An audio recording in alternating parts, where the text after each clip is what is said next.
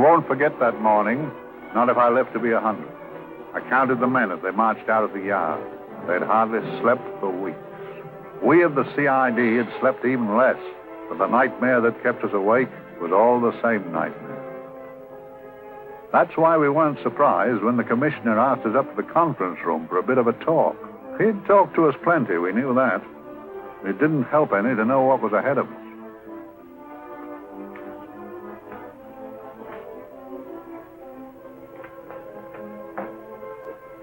Must we have that window open, Gregson? Oh, shut it if you want to. Chief will be in enough of a temper without having a ruddy blast down the back of his neck.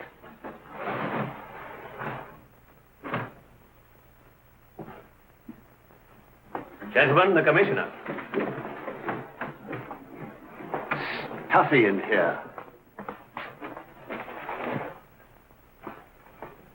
Be seated, won't you? Gentlemen, if you wish to know what able men you are, read any of the works of popular fiction that glamorize your achievements, but don't, I beg of you, read the daily papers. They might give you an inferiority complex. I hate to mention it, but we're confronted with a series of the most atrocious murders since Jack the Ripper. And in the meantime, the CID might as well be playing at shove halfpenny for all the good we've accomplished. Now look. Here, here, and here. Each of these red flags scattered through the city stands for a woman brutally murdered, a woman's terror, a woman's death agony. These are no ordinary crimes. These are the works of a fiend who kills first and mutilates afterwards. A ghoul who hacks off a part of his victim's body and carries it away with him, a loathsome souvenir of his butchery. 3 women murdered so far, and you haven't turned in one clue. You haven't given me one lead. Here you sit and wait for news of a 4th victim, with your arms folded.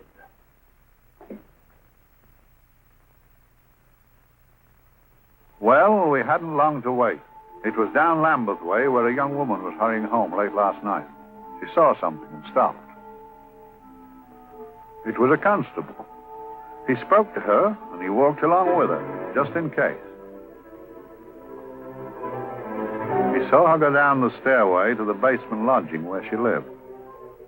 We can only surmise what happened after that.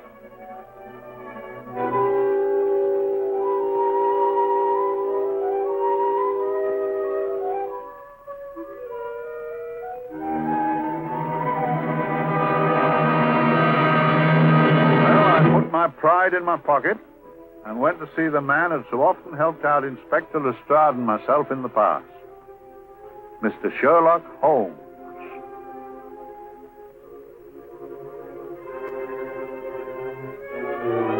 If ever a man needed help, I did.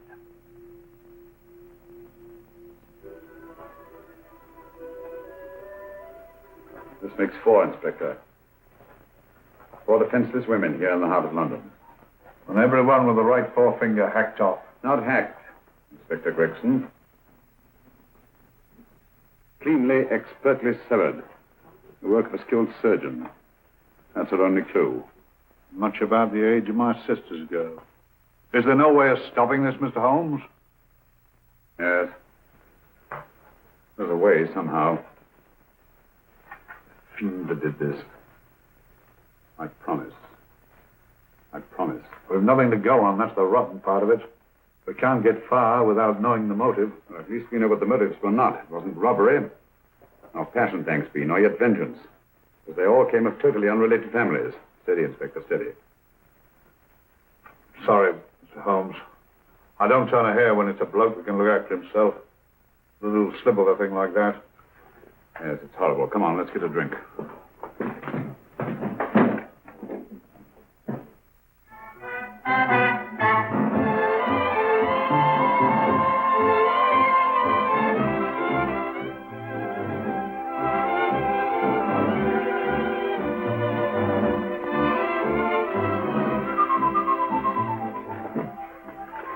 Good evening, Mr. Holmes. Good evening, Vincent. Whiskey and soda, please, and a double for my friend here, Inspector Gregson.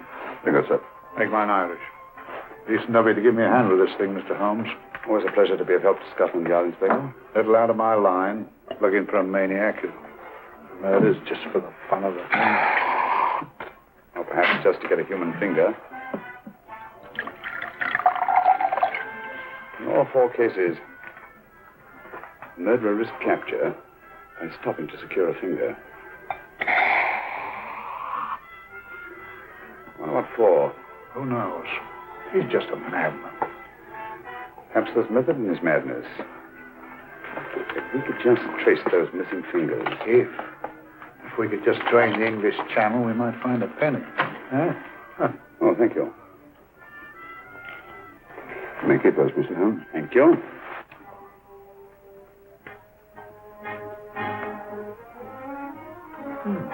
Sir George Fenwick, isn't it?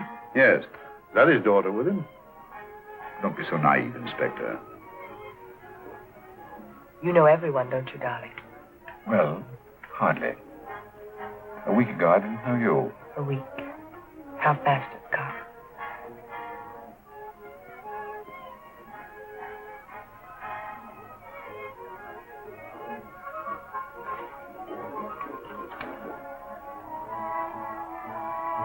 I collect these things. How very quaint of you. Shall we go? Yes.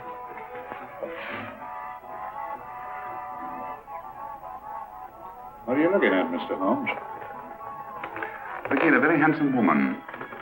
Not born to the purple, but giving an excellent imitation. Would you like to come to my flat for a nightcap? Lovely idea. Yes, isn't it?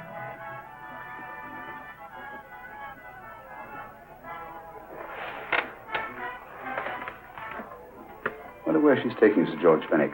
Don't be so naive, Mr. Holmes.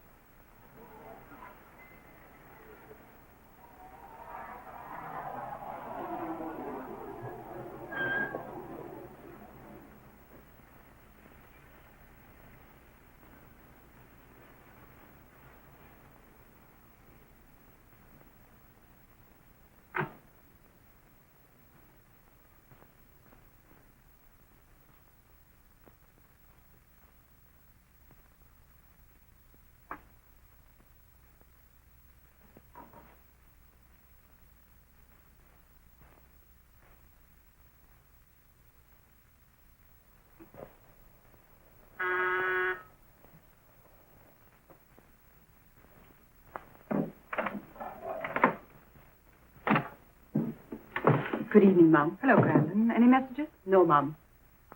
Thank you. Drinks, Grandin. One of your nice surprises. Yes, Mum. I say, you don't mean that... Grandin's a marvel. Aren't you, Grandin? Yes, Mum. You wouldn't believe the things she can do. Ah, charming thing. Delightful. Really? You think so? I'm so glad. Do sit down. Do you mind? Do I mind? What a question. I don't mind anything, really. Except not being with you. Now, you really don't want me to believe that, do you? Not too seriously. Good. We're both quite grown up, aren't we? Quite.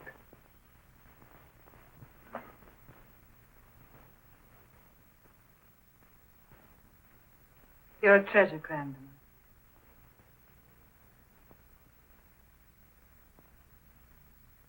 And lower the lights a little as you leave.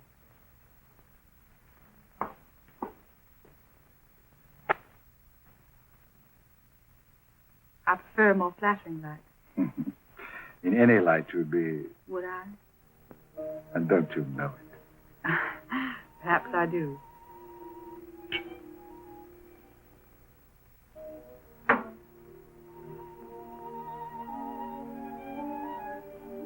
Oh, that priceless woman. You wouldn't believe it, but she's absurdly romantic. She loves dreamy music, and she thinks that we... But we do, don't we? Do we? Well, it's rather soothing, restful. Yes. And we all need rest at times, like tired children played too long. You've played with wooden soldiers, I suppose. Funny. Hadn't thought of that for years. Toy boats were my special joy. Anything I could set afloat anywhere. Like this. And this. Toy boats sailing into the Never Never Land. The land of beautiful dreams. Look. Look, odd, isn't it, how the light is reflected? Little specks of light that move and move. Like stars on a slowly moving stream. You know, Holmes, I'm very sensitive to atmosphere. No? Yes, I can tell by the feel of this room there's been a murder committed here. It may interest you to know, my dear fellow, it was the other side of that door at the foot of the stairs that the poor girl was murdered. If only I could find it. Find what? The one thing these unfortunate victims have in common that might give us a motive for these murders. There must be something. Another Jack the Ripper, if you ask me, a homicidal maniac. No, Watson. In the case of Jack the Ripper, there was one thing in common. His victims were all from one walk of life, living in the same section of the city. In this case, the murderer chooses his victims from all walks of life and from different sections of the city. No, my dear fellow, this is not the work of a homicidal maniac. It's something infinitely more sinister. You mean the creeps? What else are you talking about? Watson, I'm convinced that these murders are only incidental to some larger and more diabolical scheme. That may be, but why the severed finger? The answer to that question, my dear fellow, is our only hope of solving these mysteries. Dear sister, I am so happy. I had such a lovely holiday at Brighton with you and Alf. And I'm looking forward to being with you again. Poor little thing. Sort of raises a lump in your throat. I can picture her sitting here happily writing this letter. And I'm not bit realizing that she's shortly going to her death. Hello? Gregson? Oh, there you are, Mr. Holmes. I've been looking for you everywhere. What's happened? Murder in Edgware Road, not half an hour ago. Woman? Yes. And the right forefinger cut off clean.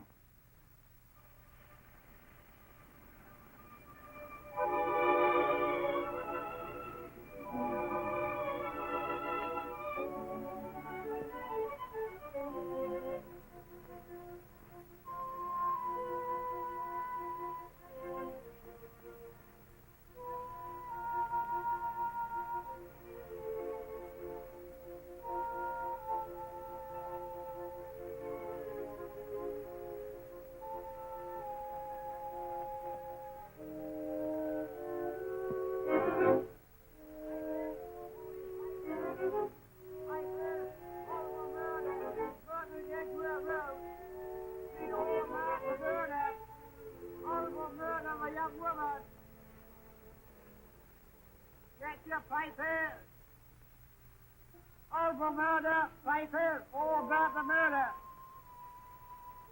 Morning, Piper, all about the murder. Piper, horrible murder. Another young woman found murdered, Piper, sir. Horrible murder, Piper, Piper, read all about it. Get your Piper, murder in Edgware Road. Horrible thing to murder. Shocking murder, murder in Edgware Road.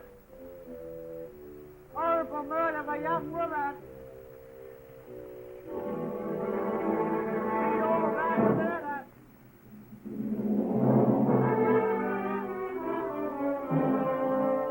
Only fancy, Mum. There's been another of those horrible murders. Dear, dear, how shocking. Yes, Mum. I really don't feel quite safe here myself. Oh, dear.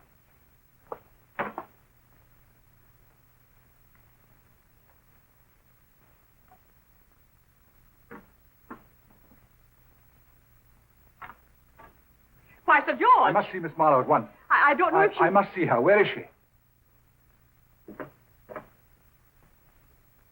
Lydia. Why, Sir George, what is it? What happened? I don't know. You'll have to help me. You've got to help me. But I don't understand. Listen. I woke up a few minutes ago in a cheap boarding house off Edgware Road.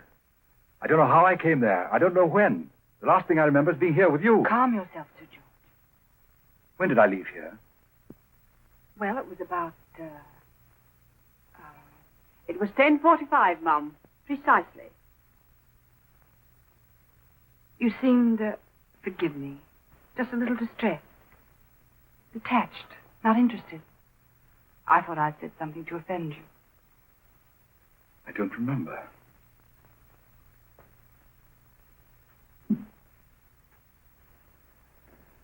I can't remember. Tell me, has this happened to you before? Before? Well, there is such a thing as amnesia, you know. If it was 10:45 when I left you, it was 9 this morning when I woke. Over 10 hours lost. 10 hours that I can't account for. And in my pocket when I woke, I found... Yeah, in my pocket. That isn't... Oh, it's not for you, of course. It can't be. Excuse me, Mum, but there's a man asking to see the gentleman. Send him away. Yes, Mum. No, please. I'll see him.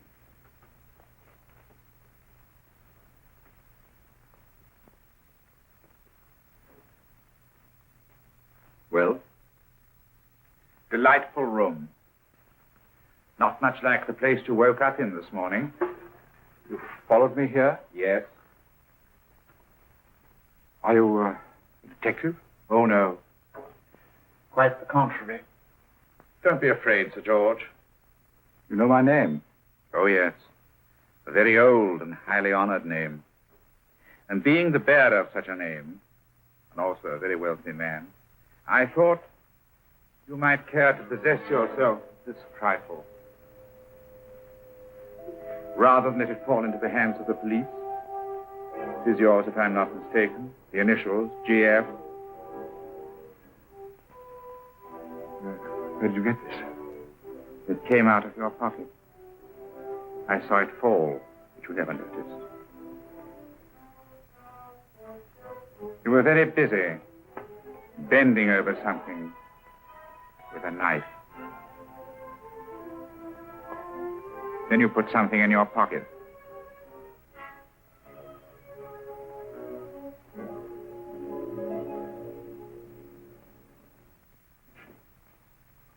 Come along, Holmes. Come along. How many more times must I tell you? You're missing a treat. This is delicious. Little jam tarts to follow. Aren't you tempted? You and your flesh pots. They tell me that fish is good for the brain. Brains haven't any. You realize that a whole day and a night have gone by since that festive affair in Edgware Road? I'm as much in the dark as ever.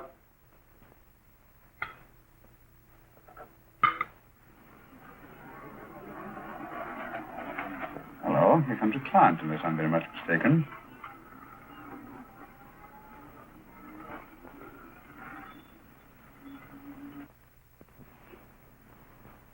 Oh, attractive. Very attractive.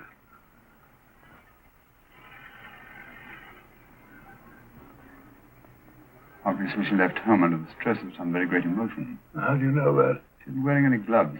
A startling omission in a young lady of fashion. Oh, she didn't put her coat on. Open car, too.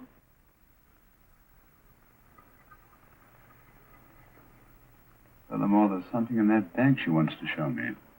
What makes you say that? The bag doesn't match her dress, indicating it was picked for size rather than style, to accommodate some bulky object.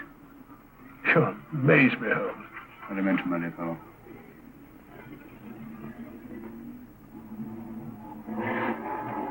Well, that's interesting. What is? A cab, turning at the empty house. Wonder why he followed her here. Oh, wouldn't you? Quite possibly with glasses.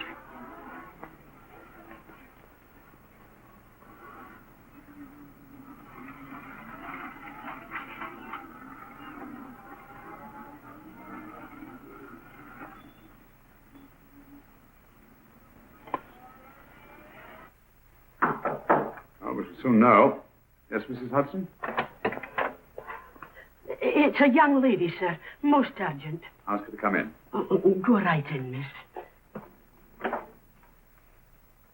Mr. Holmes? Yes, this is my friend, Dr. Watson. How do you How do do? you do? Mr. Holmes, you must excuse me, please. Yes, well, won't you sit down? Come along. May I? It's quite all right.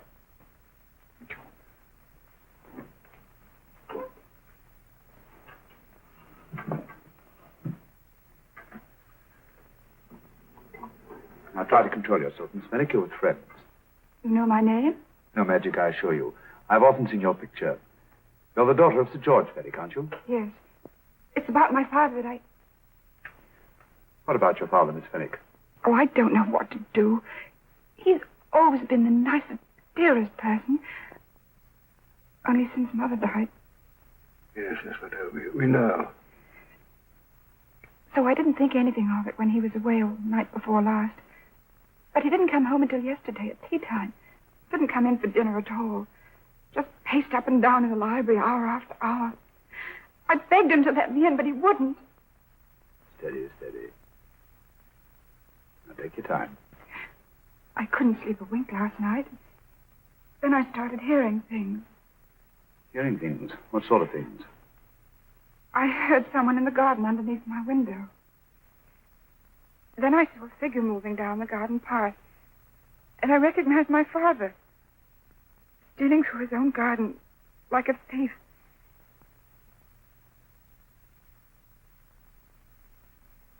He had a spade in his hand. And he stopped by the greenhouse where he started to dig. This morning, at daybreak, I stole out into the garden and I found this.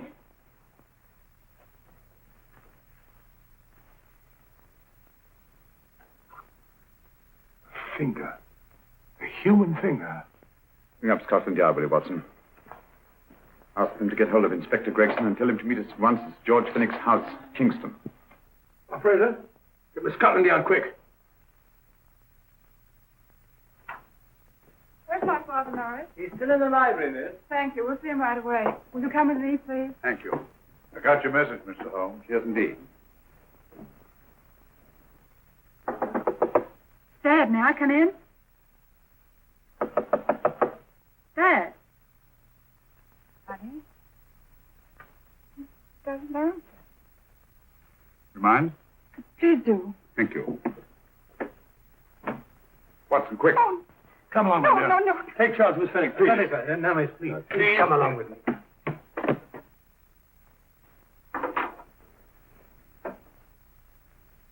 Dead? Yes. What do you make of it, Doctor? Shot in the back, between the second and third ribs. The bullet undoubtedly had penetrated the heart.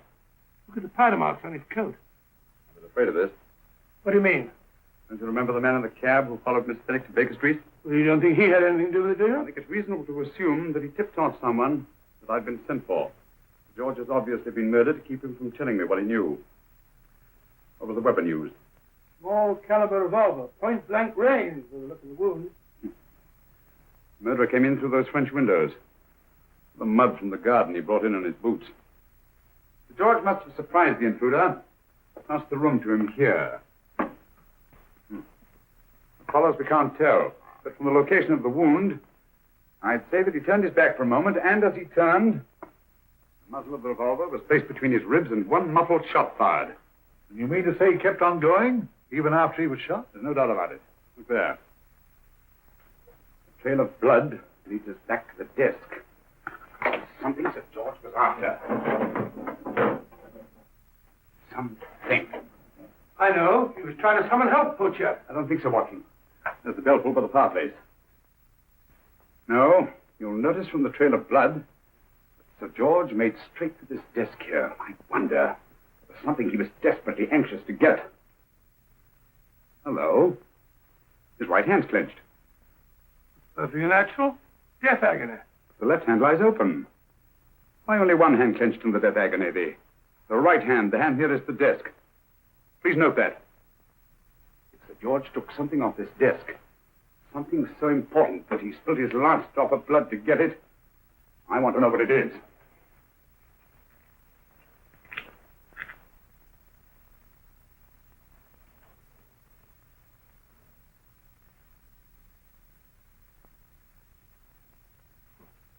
Nothing but an ordinary match folder. Where does that lead us? I imagine to something very important, Gregson. This match folder's from Pembroke House. Why shouldn't it be? He was there, you know. We saw him yesterday. Yes, but the effort he made after he was shot to get hold of this match folder. It's just possible he wanted someone to remember Pembroke House. He may have wished to recall it to someone who saw him there. Someone who, like ourselves, saw him with a woman.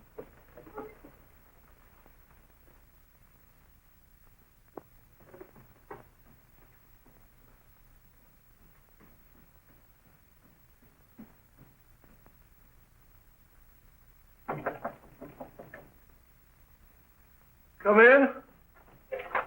Oh, Dr. Watson, this came by hand for Mr. Holmes not 10 minutes ago. Thank you, Mrs. Elson. That would be the report from Mr. George's bank. What, Mr. George? Oh, really? Don't you remember his daughter told us that he just closed his account? Had it looked into at once.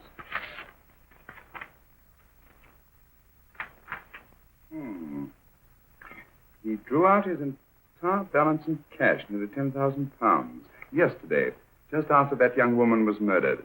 What does that suggest you, Watson? He paid it out to someone. Precisely. I smell the faint, sweet odor of blackmail. You don't think he paid it out to someone who saw him murder the McLean woman? George never murdered anyone. But he did have that woman's finger, and he empty did have and pay out a lot of cash. That's the terrifying part about blackmail, Watson. The victim is afraid to fight the accusation no matter how false. Once the accusation is made, his name is smeared, and sometimes his life is ruined. Well, if George didn't commit these murders, what fiend did? I rather think they're not the work of any one man. Oh, come, Holmes. You don't expect me to believe there's a whole organization going about killing people and chopping off their fingers? That's possible, quite possible. Well, whoever's behind all this thing must be out of his mind. On the contrary, my dear fellow, if my assumptions are correct, this little scheme has behind it the most brilliant and ruthless intellect the world has ever known. You don't mean Professor Moriarty? I do. Oh, steady, Holmes, you've got him on the brain. This is the third time in as many months you've suspected him of unsolved crimes. He's dead, you know. Is he? Is he? No, he is. He was hanged in Montevideo, well, over a year ago. I know that someone was hanged in Montevideo under that name. But I'll stake my reputation that Moriarty is alive and here, now, in London. Hello? Yes, Dr. Watson, wait a minute. Me? Oh, yes? This is Dr. Watson speaking. No, I'm afraid I've retired. I don't practice anymore. What? Oh, that's a different thing. An emergency case. Well, just a minute. Yes? Yes, well, see, she's not moved. Remember that? Don't touch her till I get there. Fractured case in the Cardinal's Mews. Heavy woman. 14 stone.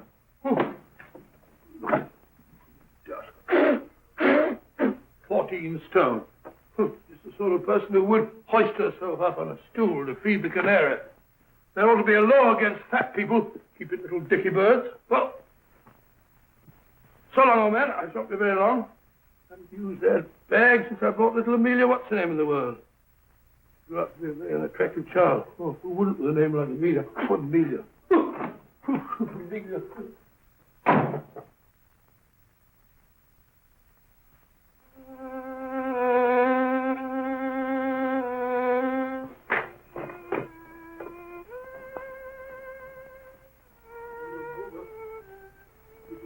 Stupid about it.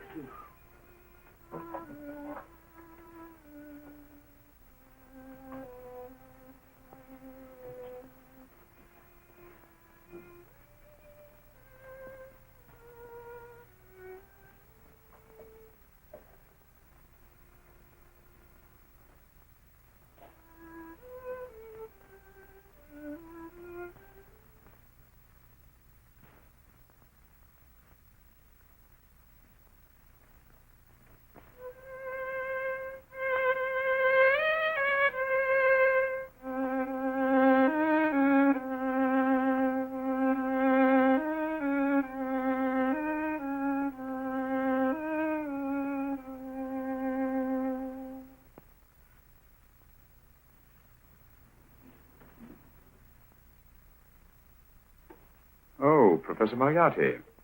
Not that I wish to appear inquisitive, but to what am I indebted for the pleasure of this visit? Scotland Yard will be interested. It's very convenient for me to have Scotland Yard think that I'm still dead in Montevideo. I never dreamed of fooling you. Thank you. The thought occurs to me, Mr. Holmes, that there are some advantages in living within the law. You're very comfortably fixed here, aren't you? As I get on in life, the little comforts appeal to me more and more. Oh, I beg your pardon. Won't you sit down? Thank you.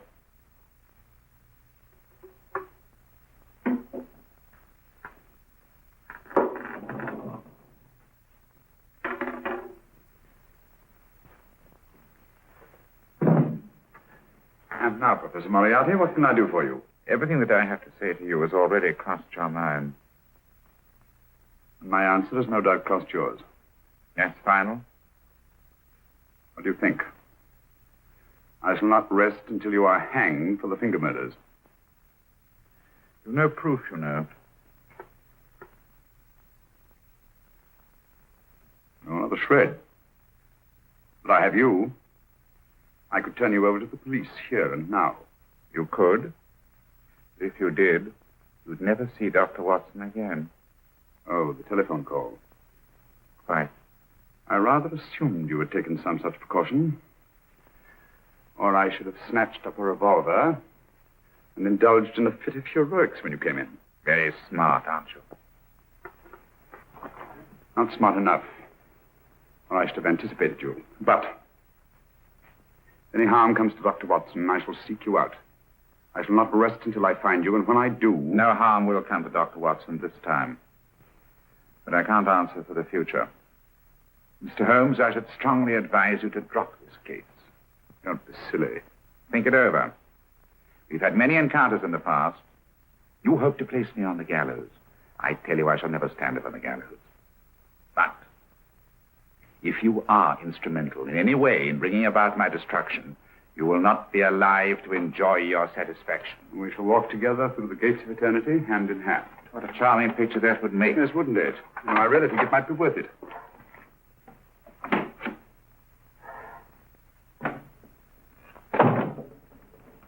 Shoelaces, Governor? Tuppence a pair. And strong enough to hang yourself. How many more times must I tell you I don't want your filthy shoelaces or your company? Shoelaces, Governor? Last impertinence. Run along, my good man, or I'll give you in charge. Shoelaces, Governor? Shoelaces, Governor? Help a poor bloke. What's only got one arm? Any luck with Mr. Holmes? You can read his obituary in tomorrow's papers.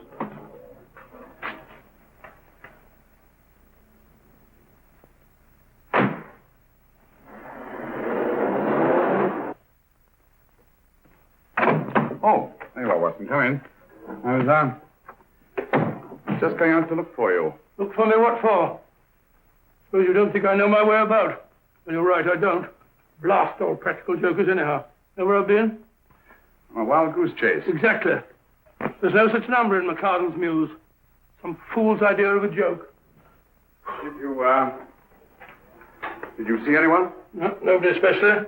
Only a whining old idiot selling bootlaces. Assistant beggar, wasn't he? Stuck you like grim death. Huh? How do you know? Finally left you for someone who looked like Bella Pickings. Someone, my dear Watson, was Professor Moriarty himself. What? Just called on me. Moriarty here and you let him go? But you are out of your mind. Why? Well, he bluffed me into believing that he was holding a friend of mine as hostage. Friend of yours who? Oh, nobody very important, just a fat, lazy fellow. Medical man, I believe. Medical man? Do I know him? Yes, I think you do. Fellow by the name of Watson. Watson, never heard. Who, me? I'm afraid so, old fellow. Your street hawker's job was to do away with you in a certain contingency. And you let Moriarty go? Because of me? I had no choice. Can't afford to lose you, old fellow. Well, it's a very decent of the old chap, I must say, but... well, I wish you'd nabbed him. We shall, never fear. I know the motive for the finger murders. All I have to find out now is the method used with the blackmail victims. Method? Yes. How does Moriarty get them to the scene of the crime? How does he plant those severed fingers on them? And how does he scare them into believing that they may have committed those atrocious murders themselves? Curious.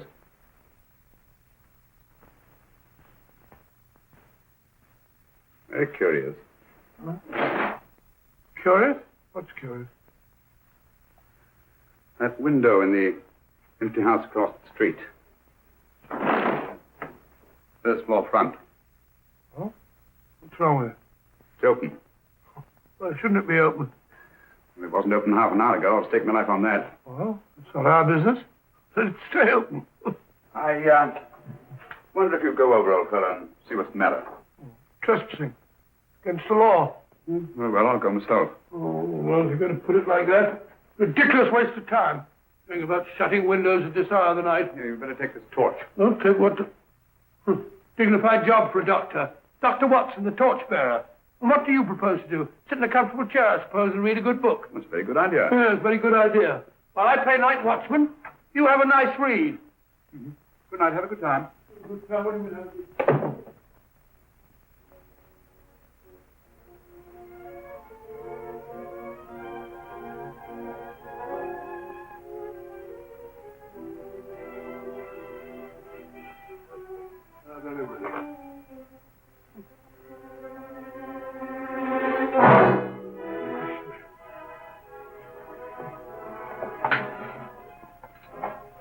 is for? Oh, umbrella stand. Pretty little thing to keep about the house. Must have been a pet.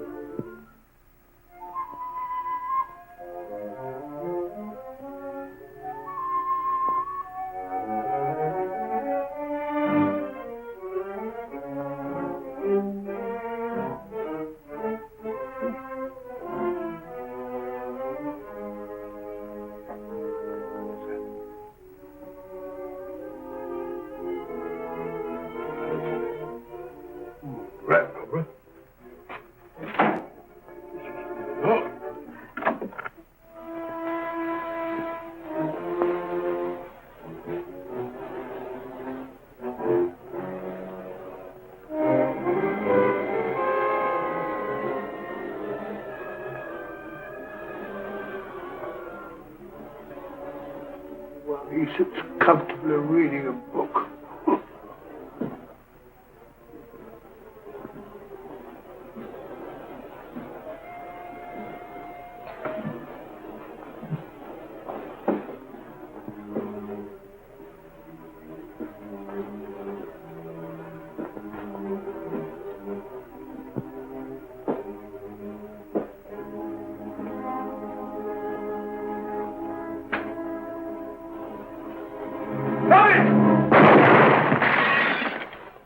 He killed Holmes!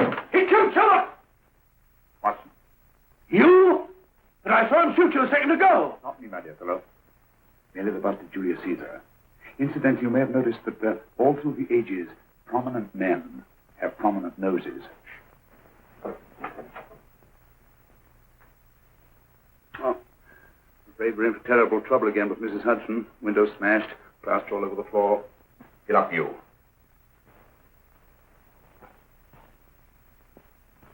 Corporal Williams, Middlesex Regiment. Discharged from the army as physically unfit. Papers seem in order.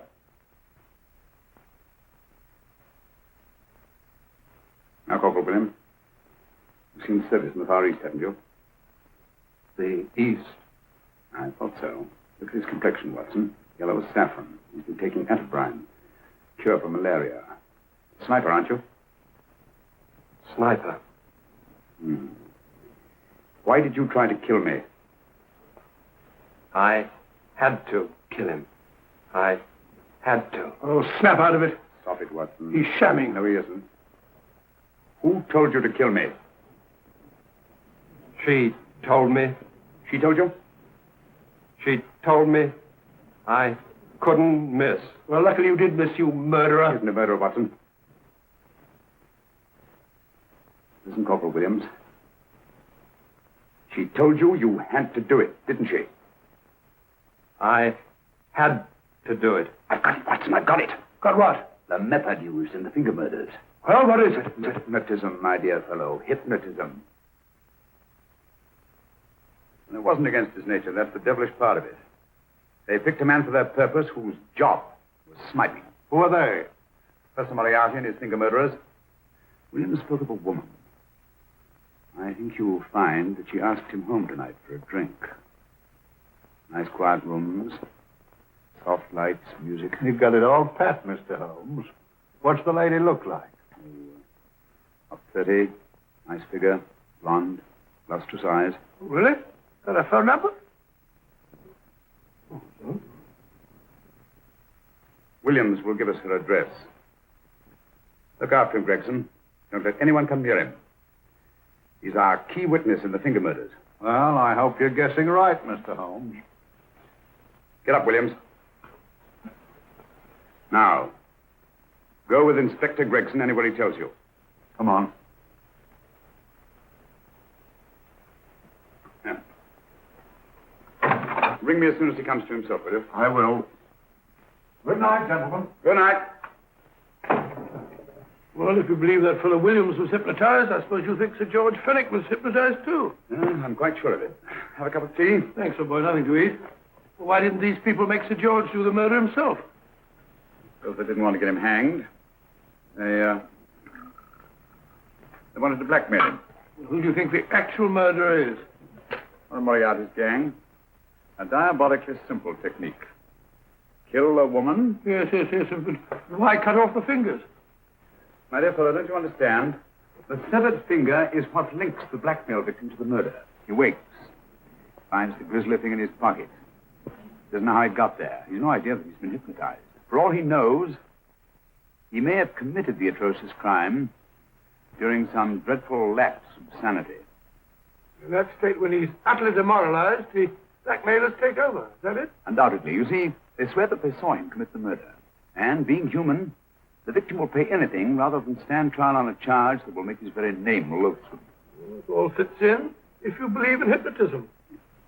The only possible explanation. You think the hypnotist is that woman with the blonde hair and the lustrous eyes, the woman you invented? I didn't invent her. I saw her. What are you talking about? That woman, my dear Watson, was with Sir George when he left Pembroke House. I saw her there. I shall see her again, and Williams will lead me to her. That's why it's so important to keep him safe. He will identify her.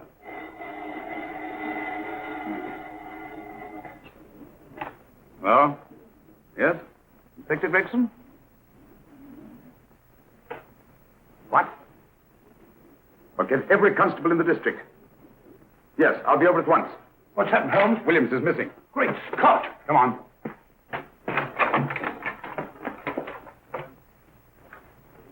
Lorry crashed into Gregson's car. During the confusion, Williams disappeared. Escaped, eh? No, kidnapped. To keep him from talking when he came to. You don't think that Moriarty... Moriarty? Anything is possible.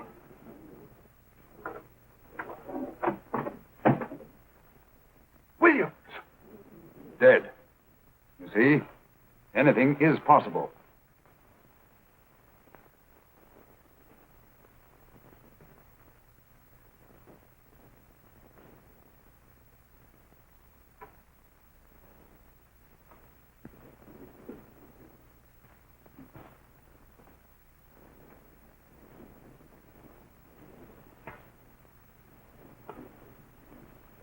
Oh, good morning, Professor Moriarty. You startled me.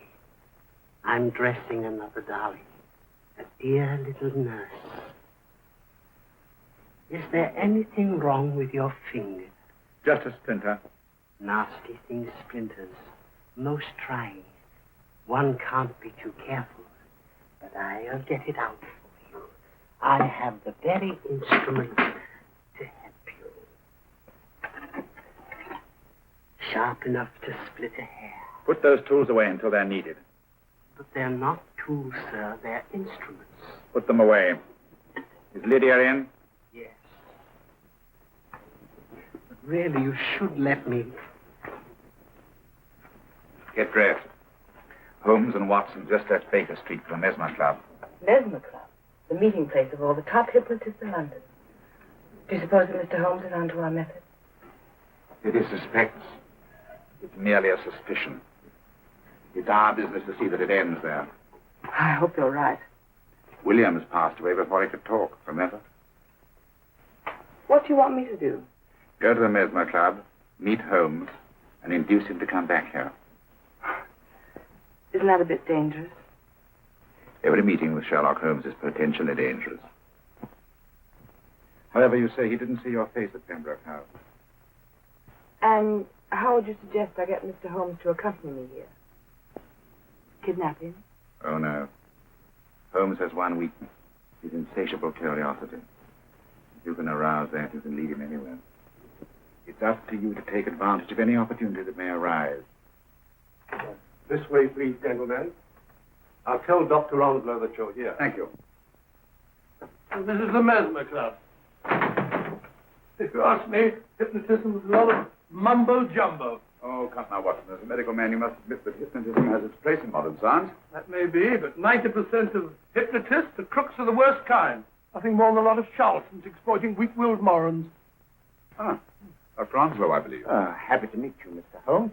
Your brother Mycroft suggested I might be of help to you. He's a valued member of our little group of charlatans and crooks. Beg your pardon, sir. I didn't know you were listening. Behind the curtain. My friend, Dr. Watson. Oh, delighted. I wonder now. You see, we're in the midst of a little experimental session at this very moment. If you'd care to join us. Certainly. That would be very instructive. Oh, well, will you follow me? Thank you. Behind the blossom curtain. In treating this case. But today, the therapeutic value of hypnotism, as we now call it, is conceded by innumerable physicians. Especially is of value in surgical cases where the administration of local or of general anesthetic is inadvisable. Inadvisable poppycock. For the sake of latecomers, I may say that I have placed this subject under profound hypnosis. In this condition, he can feel no pain, even under applications which normally would be excruciating. Excruciating? Excuse me, please. Carter, you are having a peaceful sleep. You feel nothing. Your arms and your hands are without sensation. Mowbray, the long needle.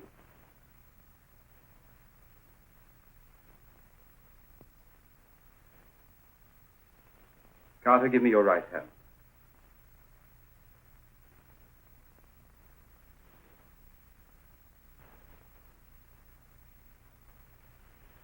As you observe, the needle has been thrust completely through the subject's hand. No feeling, no pain. This lack of feeling is the one infallible test of profound hypnosis. Nonsense. Fellow's full of drugs. Well, isn't he? Definitely not, Doctor. Wake up, Carter, wake up. You feel well and rested, remember. No pain anywhere. Wake up, wake up. I say, when are you going to begin? All through, Carter. Stand up. This way, sir. And, these all the people that come here? Oh, no. Others keep dropping in all the time. I suppose it's all right for those who believe in it, but of course, I'm a professional man myself. Then you don't believe in hypnotism, Dr. Watson? I don't deny that there are certain types of hysterical, feeble-minded people who go under if you point your finger at them. But anyone with an ounce of character... How right you are. You see right through our little artifices, don't you, Doctor? Right through, my dear sir. Right through. Right so. But with the feeble-minded, as you say... excuse us, Mr. Holmes. Certainly. Step over here, won't you? Certainly, sir. Anything to oblige. Let me show you how easily we charlatans take advantage of them. Now, sit down, Doctor. Now, we set a thing like this in motion. It's wonderful, the attraction on the feeble-minded, of course. The continuous motion, if they just let themselves follow it. Of course, you could stare at it till doomsday, Dr. Watson, with no effect at all. Still, it might make you a little drowsy, like the white ribbon of road at night when you're driving. The rhythm is smooth, unbroken, and the road goes on and on, round and round, always the same, winding and winding. And you're drowsy, you're tired. Let the road come into you, as it were. The long road, the smooth road, the road to sleep. Sleep.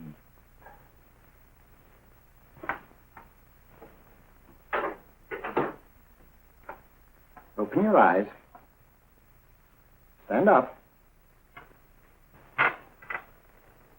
Turn around. And now, Dr. Watson, you're on a holiday in Scotland. The country is amazingly beautiful. We're coming to a stream. It isn't deep. Better take your shoes and socks off.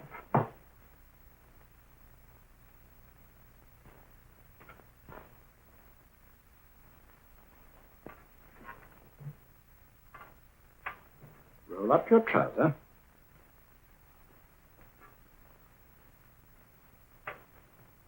That will do. The other leg is waterproof. Turn around. Mind the pebbles.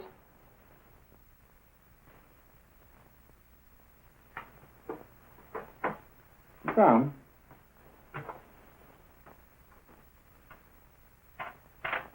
Wake up now.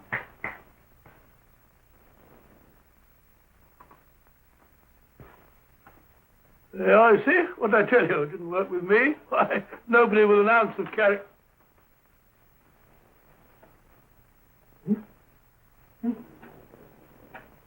I think you'll need these.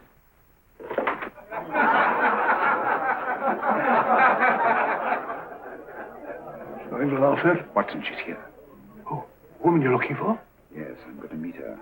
Perhaps I can induce her to take me to Moriarty. Do you think it's wise, Holmes? It may not be wise, but it's essential. After all, I've held me on with Moriarty in the past. But isn't it dangerous? She might be a hypnotist. My will isn't stronger than hers. I deserve to be hypnotized. I feel I must protest, Dr. Onslow. I was told this was a gathering of serious students of a great science, and I find myself in a company of buffoons. Oh, my dear madam. Elliots and Esdale Braid. Were those men martyrs for the truth? That you may laugh over your childish, cruel tricks? I must say I'm in complete agreement with you, madam. This was a most unnecessary performance, Dr. Onslow. Beg your pardon, sir. My name is Holmes, Sherlock Holmes. At your service, madam. Thank you, Mr. Holmes. I'm afraid I've created a rather embarrassing situation. But you see, I'm interested in the serious study of hypnotism. So am I, too. Perhaps we have something in common, Mr. Holmes. Perhaps we have. Would you join me for a cocktail at Pembroke House? I should be delighted. Good.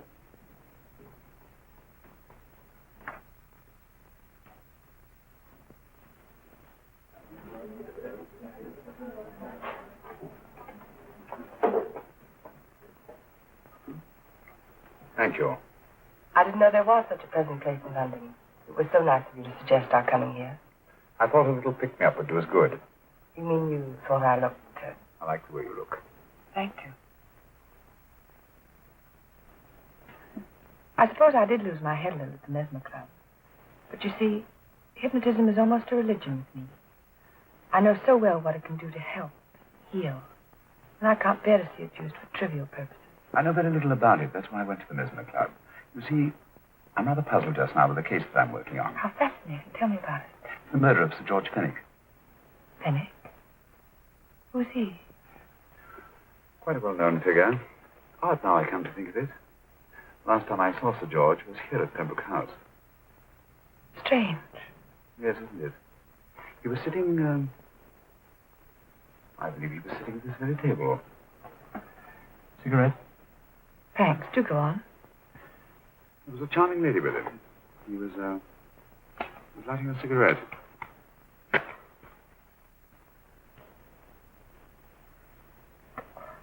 Charming. Did you see her face? No, worse not. Merely her back. How unenterprising of you. Yes, wasn't it? Afraid I'm getting a little older. I shouldn't say so. That's nice of you. Still, the first time in my life, I've got hold of a case that's beyond me. I'm actually losing sleep over it. You know, Mr. Holmes, I believe I could help you. Really? I should be very grateful. You're amused. Yeah. Really skeptical. How would you go about it? I've used hypnotism more than once in healing. Not for profit. I'm not a professional. But I do think I could help you. If you care to... I can't think of a pleasanter experience.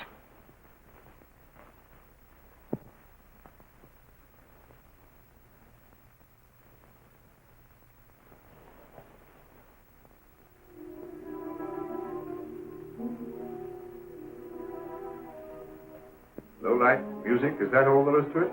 You must relax, Mr. Holmes. I'm afraid you're a rather difficult subject. So I thought perhaps a little help. Materia medica might be advisable. Drugs?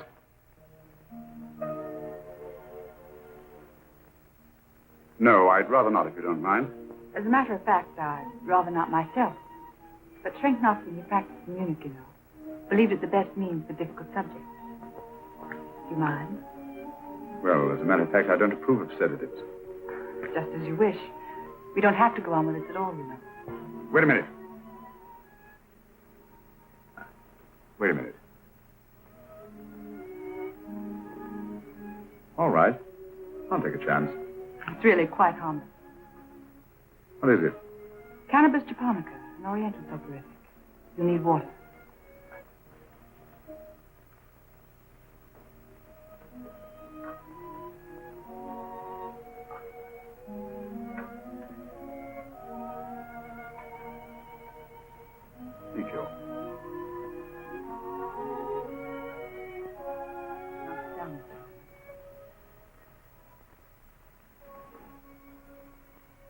You'll feel yourself growing drowsy. Don't fight it. Give in to it. Because you do want to sleep, you know. Just fix your eyes on this one white flower, floating on the water. Empty your mind of every other thought. Follow the motion of the water. So smooth. Not a ripple. Waters of forgetfulness. Steady. Deep. Strong. Strange, isn't it? How the light is reflected. Little specks of light that move and move.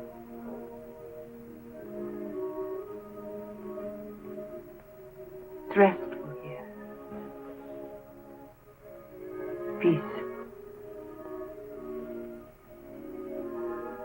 Friendly.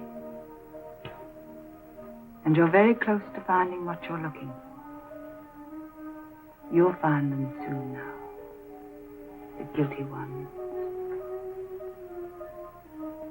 When you're rested, gentle waters closing over you. Steady,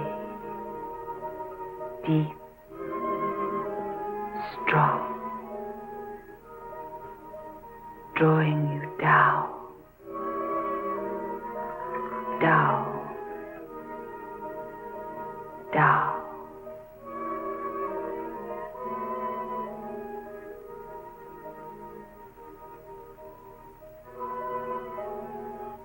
Sleep.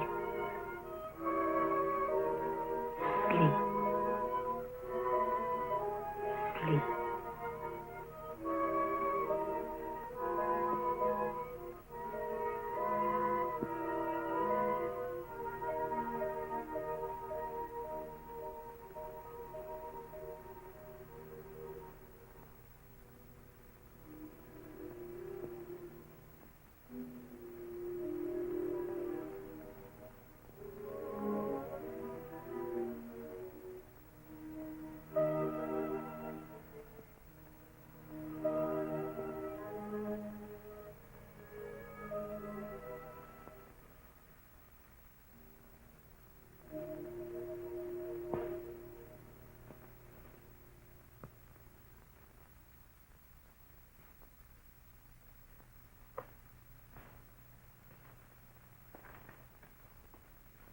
he is, Professor Moriarty.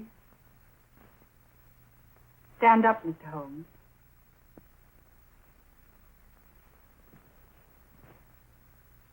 Open your eyes. Face this way. Are you satisfied? We are dealing with a clever man. He may be shamming.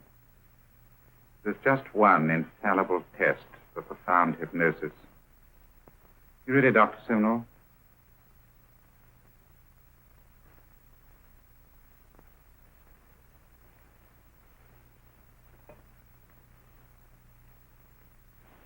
That will do, Doctor. He couldn't fake insensibility to the knife. I congratulate you, Lydia. Turn round, Mr. Holmes. Now walk to the desk.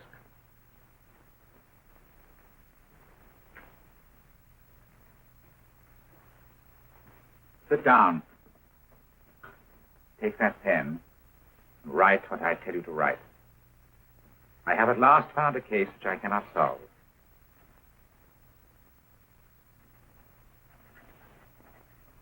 I have outlived my usefulness. Therefore, I have decided to end my life.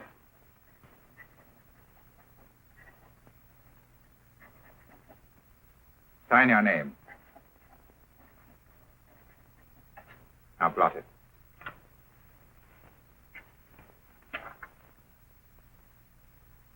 Fold it up. And put it in your pocket. Come, Mr. Sherlock Holmes. Go out onto the terrace.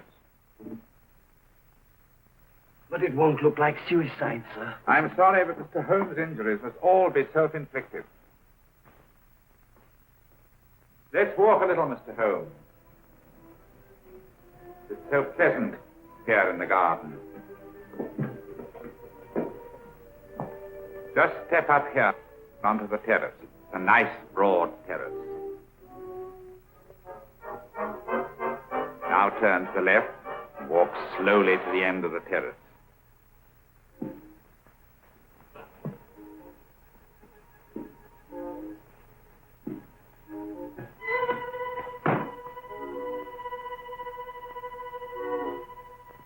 Don't stop. You must walk to the end, you know.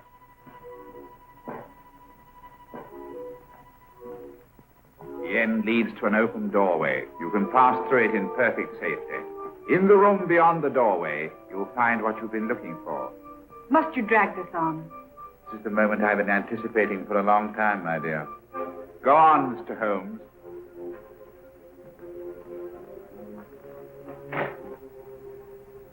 Through the open doorway, you will find the man responsible for the finger murders and the death of Sir George Fenning. Professor Moriarty. Holmes! Stand still! What a beautiful view, Watson. I'm quite enjoying it. No, you're not. You're hypnotized. You're under a spell. Stand still. Don't move. Steady, Holmes. Steady does it. Stand perfectly still where you are. Nonsense, Watson. You don't know what you're doing. Of course I know what I'm doing. You mean you're not hypnotized? Certainly not. Then get off the wall, you idiot. Oh, look out! What were you doing up there? Holding the fort until you arrived. What kept you? Oh, I ran into a spot of trouble on my way to Scotland Yard. I was arrested for exceeding the speed limit. Your luck seems to hold, Mr. Holmes. I'd hardly call it luck, Professor. You see, I substituted a drug of my own for the one that this dear lady pressed on me. You are clever, aren't you? A drug that, although it leaves the subject conscious, renders him quite insensitive to pain. That accounted for my lack of reaction to Dr. Simnel's knife. Well, Gregson, quite an impressive haul. Even Inspector Lestrade himself couldn't have done any better. Thanks, Mr. Holmes. Take him away. All right, put her in the van. I was right, Mr. Holmes. You are a difficult subject. Thank you. And now, Professor, our score is settled. Au revoir until I see you on the gallows. The rope has not been made that'll go around my neck. Come on.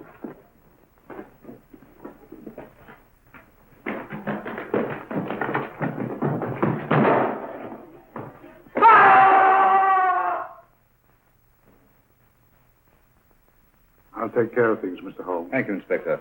Come on. An evil man, Holmes, but what a horrible death. Better than he deserved. What are you thinking of? I'm thinking of all the women who can come and go in safety in the streets of London tonight. Stars keep watch in their heavens.